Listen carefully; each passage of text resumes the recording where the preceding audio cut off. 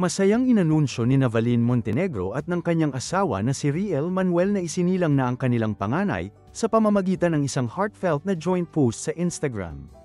Ipinanganak ni Valin ang kanilang baby noong November 11 matapos ang 28 oras ng labor, na inilarawan ni Riel bilang isang makapangyarihang pagpapakita ng tunay na lakas, kaya tinawag niya ang kanyang asawa na isang hero. Nagpasalamat ang mag-asawa sa kanilang medical team at nagbahagi ng mga emosyonal na black and white na larawan mula sa panganganak.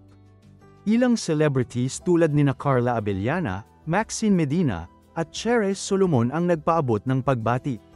Noong Hulyo, nagdaos si Valin ng gender reveal party para sa malalapit na kaibigan, ngunit hindi pa nila ibinubunyag sa publiko ang kasarian ng kanilang anak. Na-engage sina Valin at Riel noong 2022 at ikinasal noong Enero taong 2024. Inanunsyo nila ang kanilang pagbubuntis noong Hunyo.